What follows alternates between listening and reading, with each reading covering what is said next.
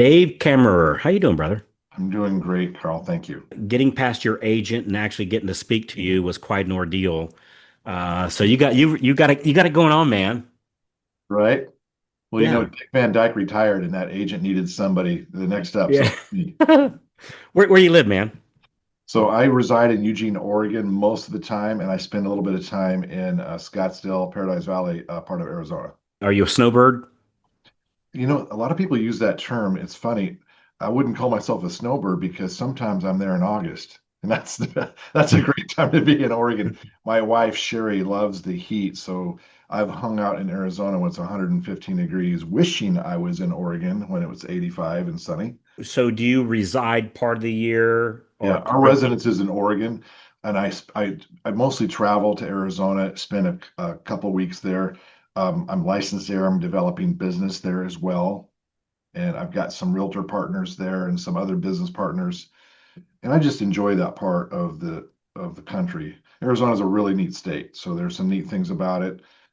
I can go really deep on this if you don't mind, but I'll tell you a quick story. When Tell I me. was 20, um, well, actually, when I was 19, I was struggling to be a good student. My father was a professor at the university, and Wow. he kind of acted as my ad hoc undergraduate advisor. And he says, "You know what? You probably need to take some time out from school and go do something else." And I ended up working in the Grand Canyon, Arizona, on the Mm. South Rim for a company called Amfac, which they had the concession there. So I spent a whole entire season living in Arizona. It's the first time I was away from home, and it was a really great experience. Mm. And I fell in love with the state. So I knew someday I was going to own a property there, and it just took quite a while. Took longer than you might want to thought. All right, so I'm interested to see about how you work in one versus the other, move back and forth. Before we do that, bring everybody up to speed. So, are you a banker, broker, branch manager, loan officer, district manager? Kind of give us a 30 Yeah. second who you So, are. um, first of all, titles, I don't feel like I'm a regional or anything like that. So I don't take a title like that, but I run something like a region. And what I have is the largest branch at Summit Funding. I'm the branch manager. And then I have a co-branch manager with Robin Lavasser. I think a lot of people know her, but uh, what I think a lot of people don't remember is that I was the one who hired her and then was part of helping her grow. And then we recognized that we were a really good team and had complementary skills. And so we decided to build a branch together. I Uh, just interviewed her the other day here on the yeah, podcast, and she mentioned she had a co-branch manager. Until you just mentioned it, I didn't know it was you though. So yeah. I've that been with is Summit one. almost 17 years. Yeah, Yeah, that is one talented lady, and kudos for you for spotting that talent. absolutely. I knew right away. And Impressive. I think in her career, I'm for sure one of her biggest cheerleaders because I recognize several good things about her. Where she and I have alignment is that we place a lot of value on relationship, Yeah. long term in our marriages, taking care of other people, doing the right thing, and so we just share a lot of the what you would call core values, and we both love to teach and coach and train. Yeah. Now, are you a producing manager or non-producing? Yes, yes. So I am a producing branch manager and have been the entire time. And you can look up the stats right now. I think it's important for people to know that it's possible to do this. So it's not about bragging, but at the current moment, I'm still the number one top producer at Summit Funding, have been. I So, think so what does that what does that what does that look like in units I for the think my year? units are around 150 or 60 this year. Good for It's you, it's the brother. volume right now. I think I'm at almost 60 million for the year. 55 to 60 million is where I'll probably finish the year out. So That's not a 150. humongous year, but it's not bad. Yeah. And listen, in the top 5 or 10, there's some close marginal people. There's actually a couple of people that are a few units higher. So volume and units are two different things that we Yeah. measure. Volume is usually the thing that we pick in this industry Right. Because that's what we get paid on. because we're paid on, Yeah. but units are important too. So I think I'm at the moment number three in units and number one in volume. All So, right. but Good for here's you, why man. that's important.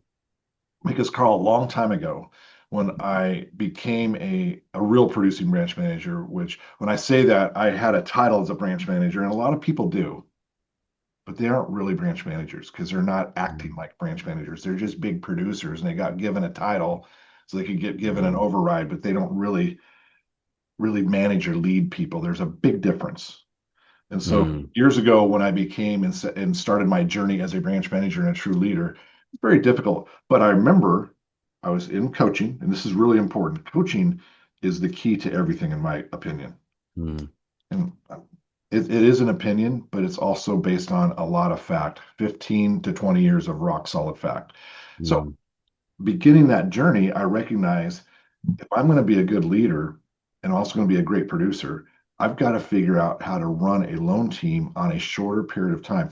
So and here's what I've learned in coaching. If you write something down, it will come true. But you got to write it mm, down. It's a goal. You have to put a timeline on it. You got to focus on it. What you focus on will happen. So I started out like this. I want to make $1 million a year and work 25 hours a week. And that's my personal production business. So that was a focus because the other 20 to 25 hours a week, so it's not a 40-hour week, it's a 50-hour week, let's face it. yeah. That was the time that I'm going to pour into coaching and lifting up people and building the branch and then leading the branch. Because you can't do both unless you focus on both. It's a really hard thing to do. And so I had to get my personal business down to where it ran really efficiently and made a really good living so I could coach and train people on that and then also Mm, become that branch leader. And then the branches grow in various levels. There was a time when the branch was a 40 to 50 loan a month branch. And I knew that to get it, there's two stages that we went through. And to get it to like the 80, 90, almost 100, there's a big move there. You have to invest a lot of time. And then to go from that 100 to 200, which we did, there's another huge investment of infrastructure. Now, here's what's really going on. If you're going to run a branch that big, you literally have to be good at both. You can't get there unless you're good at both. So I had to spend years getting good at running my personal team and then also being the branch leader. And there's various skills that I was gifted with by God. One of them is I'm really good at numbers, very, very fast with numbers. So I can look at something and intuitively know if it's right or wrong. And that speed with which you can look at numbers gives me an advantage over people that don't have that. Does that make sense? But you it can learn that does. skill. You just have to spend more time at it. Now, there's other things I'm not good at all. So just what I learned though is that surround myself with people that complement my skills. Robin complements Mm, my skills. I mm, complement her skills. mm, I watch that number. I intuitively know if we're making money or not, and I know how to adjust. She's so good at the leading, the personality, like mindset, teaching people. She's got that. Like I literally nicknamed her Mary Poppins. I just love her attitude.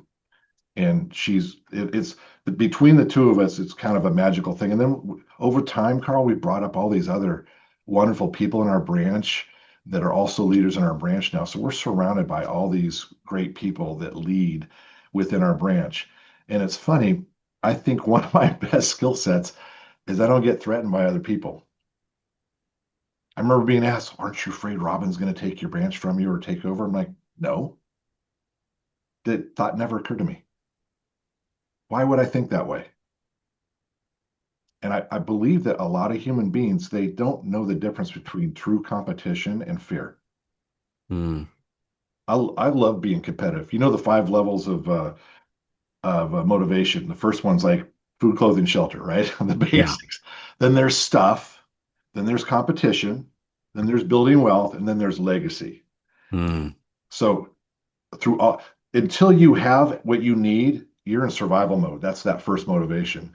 What I've learned is that I operate best in competition because I love being competitive. yeah. Building wealth and legacy are very important to me. So, what we're leaving behind. I jumped fast forward there for a reason because I want everyone to hear this. And that is if you let fear drive any decision you make, that's where you're at your worst. Mm, Expect the most out of yourself and expect the best out of other people and the best out of yourself as well. And that's what you're going to get, or you're going to get something close to it.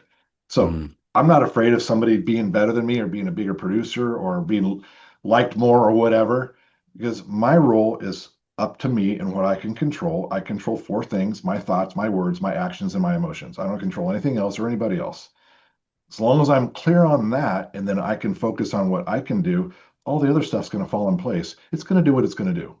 I can mm, influence it, but I don't control it. There's a big mm, difference.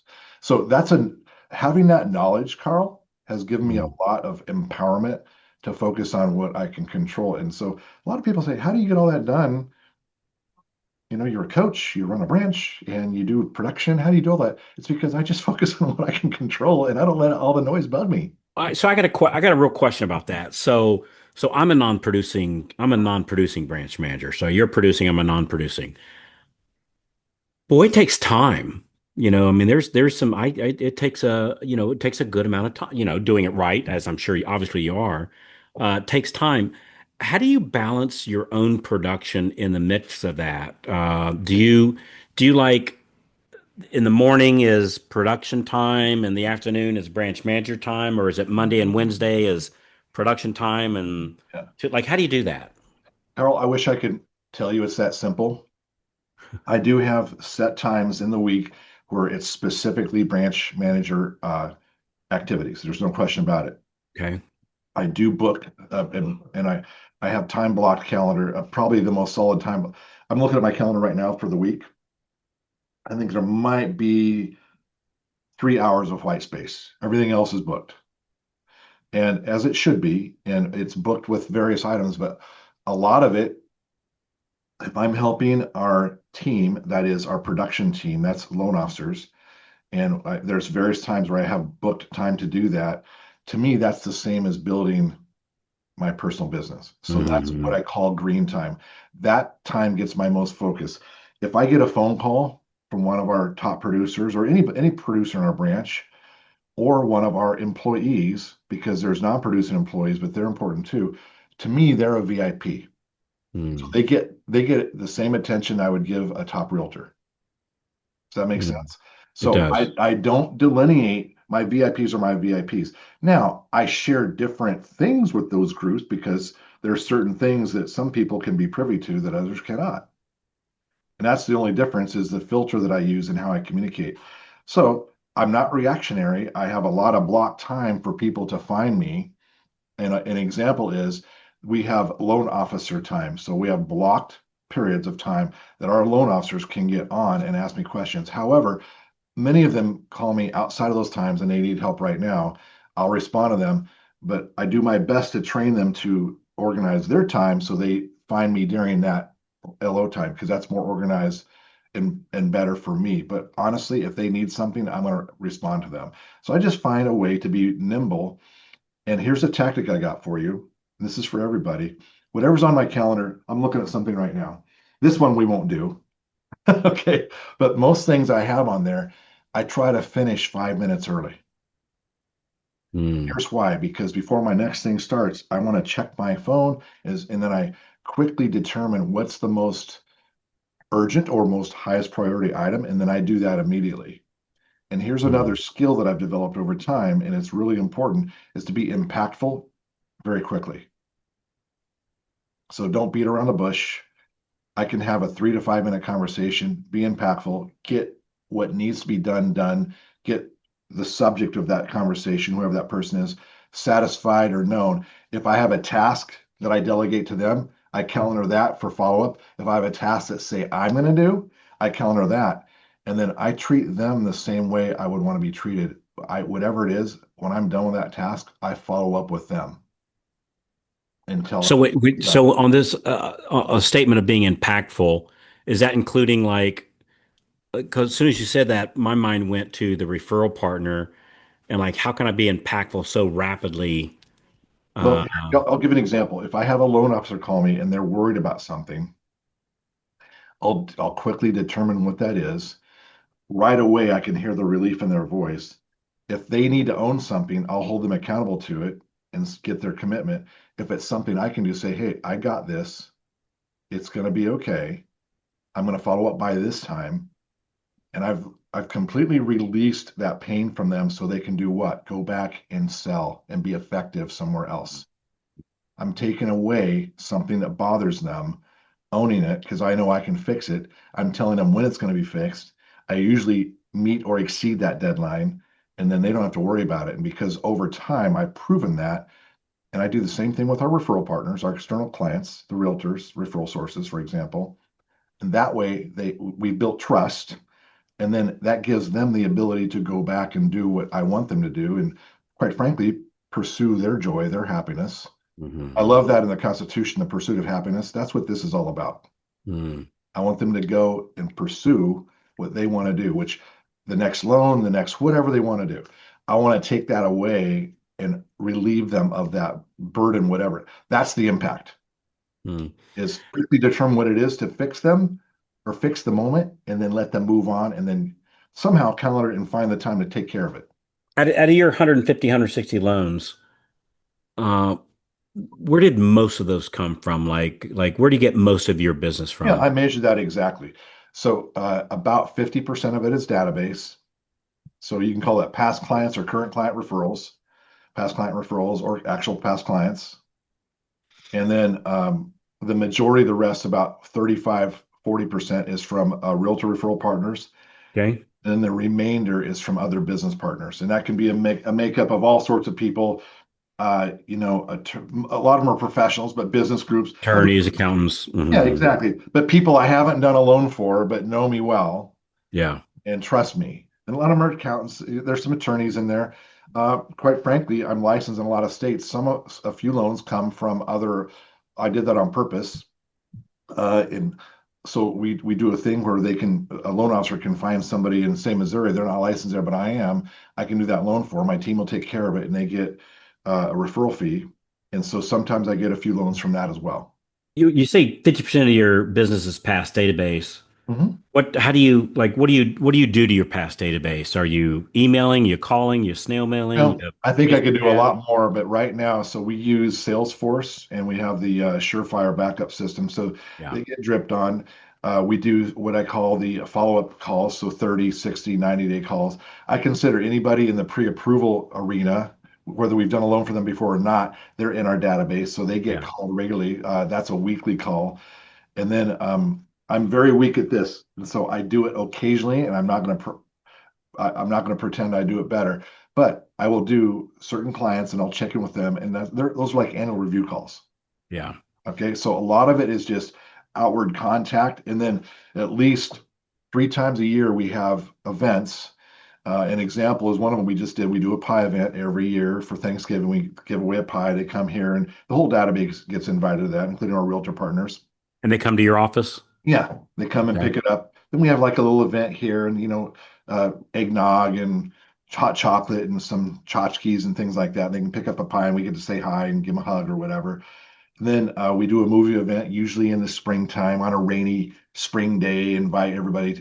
We'll rent a movie theater. We did a really fun one where I think it was Star Wars, and we uh, gave away a prize to whoever had the best Star Wars contest or a costume. Mhm. So everybody showed up with their Jedi or whatever. We took Yeah. pictures and we voted on it and stuff like that. Just made it fun, Hmm. fill up a movie theater, and then we do something usually in the summertime around. It's always an outdoor event, and sometimes we couple it with a like a food drive or some way to help people with charity. And that's something that we do usually around maybe July or August. And it's like an outdoor like barbecue. We provide some food. Sometimes there's a band, and often I'll dovetail that with maybe another partner, Mm. a referral partner. Okay, so those are what I would call your big events or client appreciation events. You But you enjoy doing those? yeah, at least 2 a year. Yeah. I've gotten to a point in my life where I I love every interaction with every person. And it's always fun to catch up with them. I think my biggest struggle now, Carl, is I've literally stopped counting at 8,000 loans a while Good back. for you, buddy. And I think that goes back to 93, by the way. So there's a lot Yeah. of people that aren't there anymore, but a lot of people, I forget their name and I feel like a dodo and I just can't, I don't know what Well, it there's is. so many. Holy cow. Well, I feel like I was way better at this 10 years ago. So maybe it's age, maybe it's not. Supposedly I'm still I relatively I smart. think I think it's because there's so many of them, brother. That's Probably it's just a lot of people. You know what's funny though? There's some really proud ones in there. Got a couple of clients that I stay in touch with. They don't need loans anymore. You know why? Because I started with them back 25, 30 years ago. They built Mm. a real estate empire. They paid off all their debt and they're living. I mean, two of them in particular. One guy worked at a utility here. He just retired at 55. Mm, Another one was a school teacher. He retired when he was 52. Both of them bought houses. Then they would buy another one 2 or 3 years later, then another one, then another one. Over the years, we asked them into 50 loans or whatever. And now they have a real estate portfolio that's in the $4 or $5 million value range that pays them 20,000 plus a month, and they can retire. mm, I've got clients that I've seen do the plan and retire on real estate. It's magic. It's been fun to be around that long. Then on top of that, I've got people I helped. I help their kids. Then I help their grandkids. I'm doing loans for somebody's grandkids that I did loans mm. for 25 years ago. I don't know about you. That is so much fun because I got grandkids. And to me, helping somebody's grandkid buy a house or their Yeah. kid buy a house, and I'm still around, I get to do that. Mm, That still thrills the heck out of me. So you can tell I've got a lot of good energy around it. That's fun for me because I yeah. know this. If somebody's buying a house, I'm helping them build wealth. I absolutely Mm. believe in that. Hey, The I got a first question step. for you. Yes. I find the loan officers list this. Some of them are top producers like yourself, and some of them are just getting started. Just for a minute, if somebody is just getting started and they were to plop into Phoenix, Arizona, Mhm. and they go, Dave, if I'm not closing 4 loans a month by spring, I'm in trouble. What would you tell them to do? Well, it's different for different areas, but in that particular area, there's several real estate communities there that you can become part of, and they have like weekly events. I would start going to those, and I would make it a race to have a face-to-face meeting with 100 realtors. 50 at a time or one at a time, or what No, do you no, mean? one at a time. Okay. But you go meet them at these areas. You run around to open houses, meet them there, things like that. But the goal is to have 50, I'm sorry, Mm, 100 on-purpose meetings yeah. with real estate agents. And you can be a little picky if you want to, but I don't think it matters. Yeah. Because sometimes there's really small producers, sometimes there's really big producers. I think you want to attack everybody and treat them all as equal human beings. Yeah. Like the big producer, they're not different. They're just Yeah. probably smarter in some areas. They've been doing it longer. And when you meet with them, make it about them and always find out at least two things, not one, but two things that you would put on an all about you form and go what I call three whys deep. So Wait, Carl, wait. So wait, do that again now. I'm gonna demonstrate with you. So Okay. Carl, I'm curious about something. In your life, do you have any pets, for example? I do. So what kind of pet do you have? I have two hairless cats. They're called Sphinx. Okay, so hairless cats, those are relatively rare. I know a little bit about them. I'm curious, how long have you had, and are they brother sister or do they come together? How'd you get them? Uh, No, two separate. So it's two males. We got one first and then the other second. Okay, Uh, they're both 13. males? They're both males. Yeah, they say the females aren't as nice actually for some reason. You would think it'd be the other way around, but they on this particular breed they say the males are a little bit more pleasant, that the females are a little bit more territorial, which I guess is good for raising kittens, but not so good for I was pets. thinking hairless female probably is feeling, they're missing their fur coat. Yeah, maybe they're a little They angry. might be. It's They might like, be a little angry. so what's the name of your first one? Harry. Harry? That's Uh, funny. What about the yeah. second one? The other one is called Capelli, which in Italian means hair. So it's Uh-huh. Harry and hair. Okay, that's so for sure you picked some kind of a punny, haha, way to Yeah. name your cat. Okay. And so did you pick these two and they're kind of characters and then is it you and your wife by any chance? Yes. Yep. Who's the most fond of them, if you could say? I would say the lovely Mrs. White. I enjoy him just fine, but she's the one Uh, that originally decided to go to the turn us into a cat family. so tell me about Harry. What's something that Harry does that's really crazy? It's meant Uh, so on this dialogue, tell me where we're heading. Like what's the purpose of it? I'm pulling something out of you that makes you smile. Mm. And And so I'm being genuinely curious, aren't I? no, I get it. I get it. I get it. I get it. So do you do this both with borrowers and referral partners, or When or I'm is trying to get to know somebody, I find something. I also use what I call the disc profile system. Do you know what Yeah, that is? I do. See? Okay. If I'm sitting down with somebody and they're a high D, I can tell pretty quick, I'm not going to go this direction. Yeah. I'm going to go straight to what is the biggest thing on your plate today? Mm. All right. If I'm a real estate agent, how do you ask me that? Just like that. Hey, Carl, thanks for giving me a few minutes. I'm glad we get to meet. I'm just curious, what's the biggest thing on your plate today? Mm. Hey there. Hey, if you're loving the tips so far, be sure to hit that subscribe button right down there and then tap the little bell so that you never miss out on more free, cool tips coming your way. Also, I would love to hear from you. Drop a comment beneath there. Let me know what you think or tell me what you'd like to hear next. And what do you normally hear? Um, it- hey, I've got a listing appointment and it's for a $3 million property and I'm up against two other agents and I just want to make sure I win. Mm. It's all sorts of things. It could be I've got what I'm looking and hoping for is I've got a loan going sideways with this jackass lender that my team referred to, and I need a new lender. Mm. That's what you're looking That's what I'm for. looking for, but I don't always get that. All right, so back to my question. I'm in Yes, Phoenix or wherever. yes. I got to get to three loans or four loans by I don't know. Let's call it four in 4 months.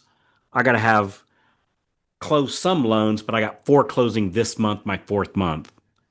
Tell me what am I Carl, doing? Carl, you're gonna pursue have those meetings. Here's what's gonna happen 100 along. meetings. You're gonna be and I don't ever want to say you can stop at 30, but by the time you get 30, you're gonna find enough people that are gonna refer you enough business that you're gonna have four closings in 3 months. Hmm. I know that for a fact. How do you get those meetings? You show up, you ask people if you can meet with them, you call them after you see them at an open house. Mm. You if you go to one of those realtor events that I talk about where they do like a tour or they're doing you Yeah. don't leave until you've shaken hands with 5 or 10 people and gotten their card and gotten permission to call them later. Mm. So you network, you do some work, drive around to 8 open houses every single weekend, find them. Those people are stuck at those houses. You hop in, you're not getting in their way. If there's no one else there, you say, "Hey, do you mind if I ask you a few questions? How did you get this listing?" Oh, it's either their listing or often I'm new. I'm working this for another agent. Because you can tell the sign says so and so and their name says so and so, and their card is from the same company, but they aren't on the same team. You can deduce a lot of things just by looking at the information in front of you. Hmm. A lot of people don't have cards anymore, so I've gotten really good at getting their stuff on my phone. Hey, just tap your phone and then I got their stuff. Hmm. But I'm always curious about them and I'm asking them questions about them. Just make it about them. It's so simple to me. I Hey, work with so you because I asked about your cats. What I know about people with pets, tell especially me. dogs and horses. If you know the name of their dog, or the breed of their dog, or the age of their dog, and maybe some funny story about their dog. Same thing with horses. Horses are like people. Cats are a little bit harder because cats are like Garfield. They don't like people. Yeah. No, they're demure. So Right. cats are a Hmm. little bit harder to work with. That's why I had the fun part with you. And I was hoping you'd tell some story about Harry, I don't know, jumping through the screen or whatever, because Right, cats right. screen apart, whatever. Something that's memorable to you. But I'm trying to find something that's going to make you dig in your memory banks and tell a story about something that's important to you. And then Mm-hmm. as you're doing that, you're naturally, and I learned this from Renee Rodriguez, you're naturally starting to like that person, even though you just met them. And I'm that Hmm. person. Does that make sense? It does. Now, when we first met, I put out a challenge there. Did that not immediately cause you to like me a little bit and be curious about me? It did, didn't it? Wait, what was the challenge? Remember, we were sitting in the coaches meeting and I challenged something you said? I do remember that. I do remember And that. then after the meeting, you came up to talk to me because you were curious about I me. do remember that. I do remember that. So that was not on purpose about you, but I was Yep. being sincere. However, Yeah. it caused you to say, I need to know more about this guy. Mm. The same kind of thing. It's the exact same kind of thing.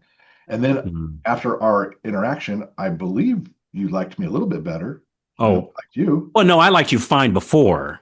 So but it was a little and bit just better that after we had that interaction, wasn't it? for sure. And just to bring our listeners up to speed, uh, we disagreed upon something, and I came up to you And if I remember this right, and I said, I only learn from people that disagree with my position on something. I learned zero from people go, "Yep, Carl, you're right." I learn. I mean, I appreciate those, and I respect that. I respect that viewpoint too. But I learned from people that have a different take on something than I do. And And I like that about you too, Carl, that you're willing to actually acknowledge that. I'm the same way. yeah, If because we're I not like I learning, like we're dying. learning. Yeah, Yeah. we got to keep Yeah, learning. so that was the basis of it is I took a stance, you disagreed with it, and that's where I learned. And so it's really good stuff.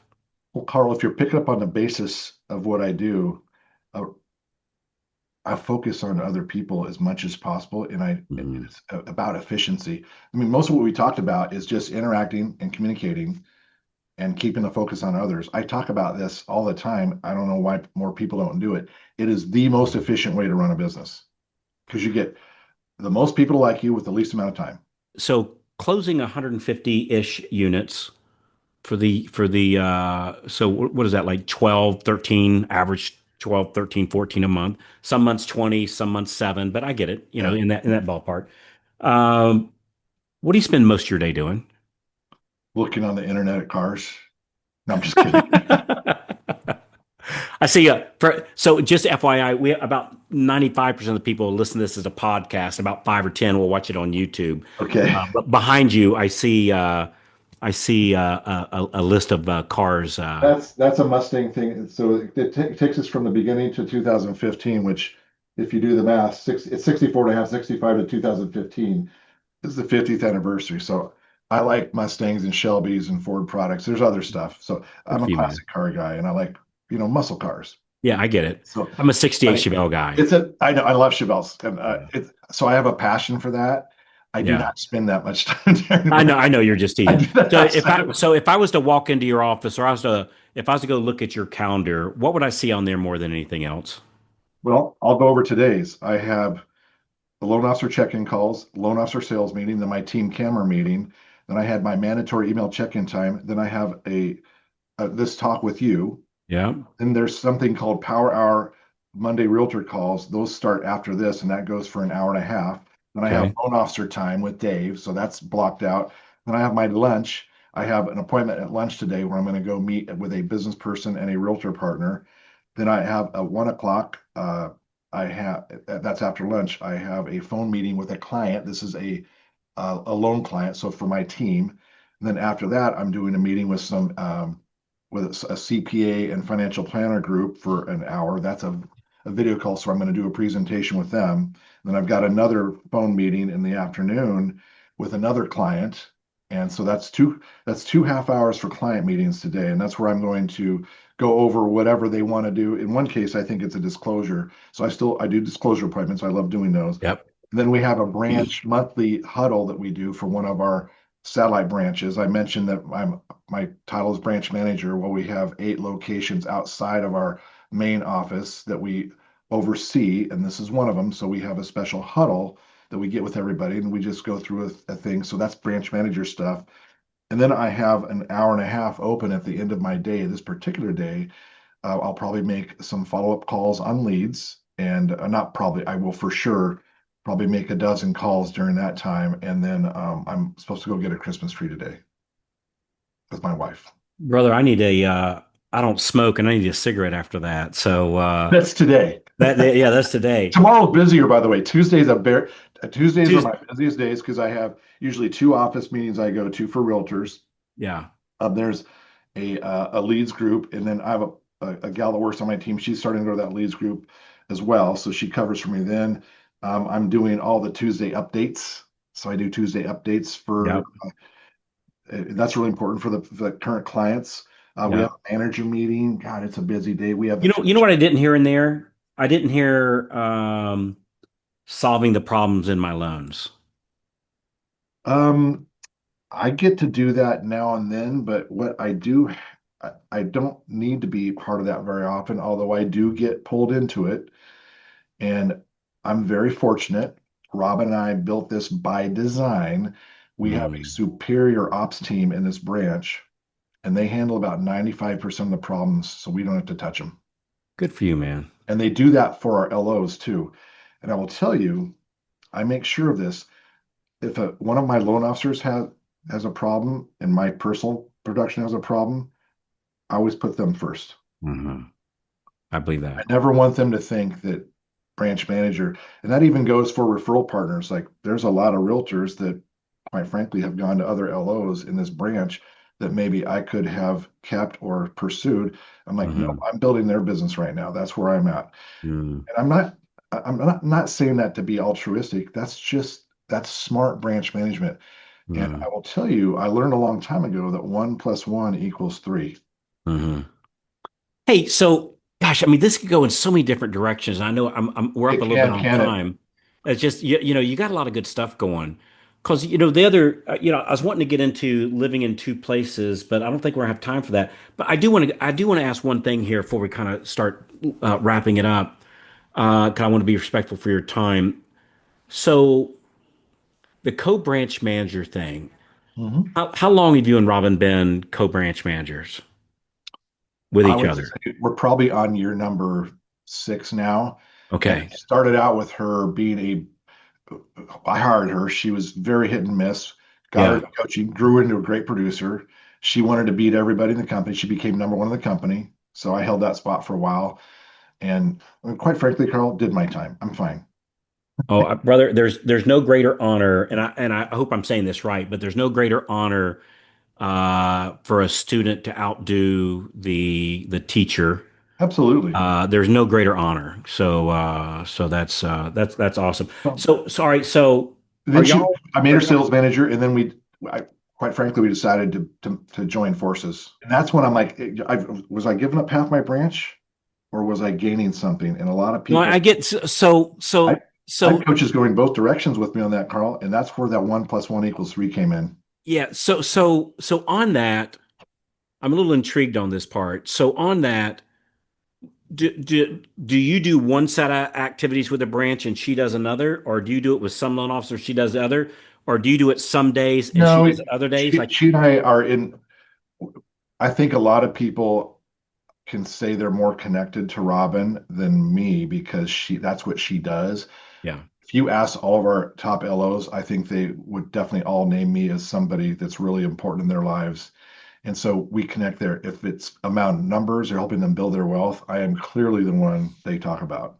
okay, And I'm focused on that. And I've helped Robin. She comes to me for financial things. And I'm proud that I've earned that spot good for to you, be man. kind of the sage around not just money, but how you do it right. And so Yeah, Todd holds me up as one, me and my wife have a 38-year marriage and we still like act like teenagers sometimes. And yeah, he really admires that. So there's things that I have in my life that I'm very blessed with that other people see. And so back to what she and I do, I I mostly oversee the money. I'm very keen on that. She does too, although she doesn't have time for it because she has another right. job. And then she does an awful lot of like the touch points with our loan officers, but they come to both of us with problems. And there's some that I talk to more than she does, and vice versa. But they I get it. I get it. talk to That's great. both of us, and they both get advice from both of us. But here's the truth: there's one or two who I've been so close to for so long. They need more Robin than Dave now because they've got a lot of Dave already, and vice Yeah, I versa. get it. I get it. Yeah, That's the neat thing about our partnership is that we're one's chocolate, one's vanilla, and people need both. yeah, It doesn't always work. There's a few other branches that have co-branch managers that works, and you have to have some serious alignment around values, or it does not work. yeah. I can tell you, I find it almost never works, frankly, which is why I'm intrigued by it. Because it's man, it's hard having two roosters in the same. You got to set your ego aside, Carl. Yeah, That's where that's Rob and I almost broke apart, yeah, and then we realized something that we weren't trying to beat each other. It more was about her. She finally realized, oh, Dave really is a cheerleader for me. He really does want me yeah, to win. yeah. And that once that trust happened, because it was always there with me, and I've never been afraid. Hmm. Here's why. I mean, I'm Hmm. I'm in control of what I told you that earlier. As long as I'm Yeah, doing what I know I need to be doing, the cards are gonna fall where they fall. Hmm. It's Hmm. just, I trust that about life. Hmm. And I don't look at these friends of mine that have $100 million and say, well, what did I do wrong? And I don't have that. I just think I'm at the spot where I need to be based on my decisions, and I'm okay with that because I chose it. Hmm. Yeah. Doesn't mean giving up. And dude, I got some neat things happening. I'm good. Yeah. Good for you, man. So, well, and I want other people to feel that way because there's a big difference between you can be competitive and still be content and satisfied. It doesn't mean I'm ready to quit. No, there's a lot more I want to do, but Yeah. it changed from being about me an awful long time ago to being about other people. And honestly, that's more fun. Hmm. And you get money too. You get paid. Hmm. Yeah. Yeah. I think there's wisdom in saying two statements. Number one, hey man, I'm good. Like life is good. I'm good. I'm good. And I want to keep going. So I think the people that are never satisfied, they might have a few more zeros behind their name, but I dare say they don't have any more happiness than you or I. And so hey, Dave, as we wrap this up, is there something I should have asked you today that I didn't? Oh, I'm sure there's a lot of things. We can do it again. I will tell you though, on that last subject, Tell me. the I love that part of our Constitution, the pursuit of happiness. Mm, I'm a big believer in the United States of America and what we actually founded here. I always joke that the F's look like S's or the S's look like the pursuit of happiness, right? mm, That's a joke I heard a long time ago. Here's my point. Real joy is not about how much money you can stack up or another car or another house. It's helping other people get what they want. It's so mm, much fun to see one of my loan officers hit a milestone. We just had a couple, they're going to President's Club for the first time ever. They wouldn't have dreamed they would have made that 2 years ago or a year ago. We had somebody get elected affiliate of the year in his marketplace for the Realtor Association. mm, I mean, those are helping people get to those levels and watch them do that. Helping, like, I've got a couple of people that work for us now. They're cash millionaires. They weren't before.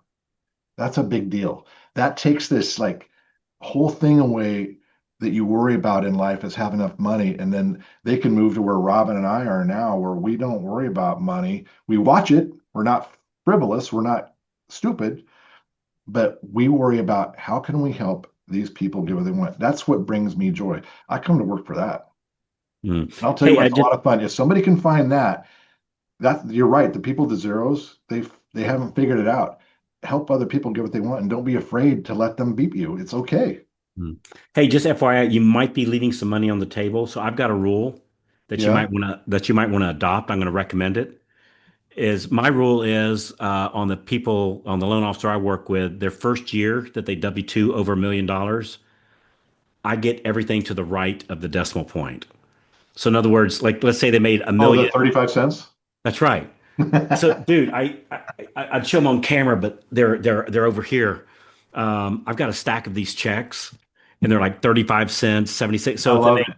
$1,132,767.15, I literally get a Oh, check I for 15 love that cents. tactic because It's that's the physical dude, reminder of their dude. milestone. I love It that. it is so cool. And they so somebody asked me, one of them asked me one time, Very cool.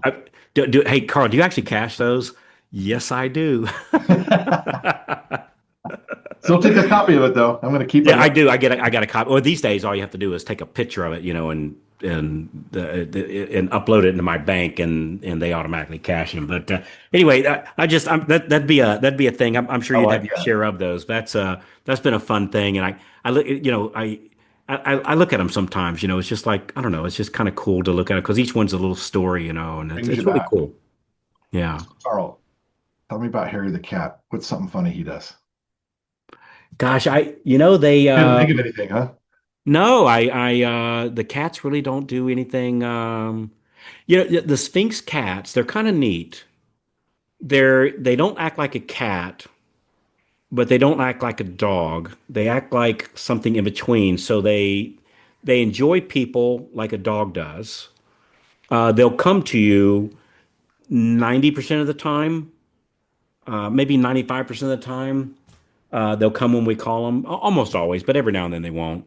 Um, yeah, they're really cool. So originally, why we got them is my wife is a neat freak, which how God put us together is sometimes a little bit of a yeah. I know where this is going. Hairless Yeah. cat. Yeah, and so so she didn't want anything that shedded or so yeah, so we got the hairless cats. They literally don't have a spick of hair on them. They're just absolutely naked, totally. And so they don't have hair balls. There's no, we don't have, you don't have to have a lint roller everywhere we go. So they're fun. They're fun pets. So If it was a guy and a girl, you could have named them Adam and Eve. we could have. So actually, one's black and one's white, and when they lay, they lay together all the time, like they're best friends.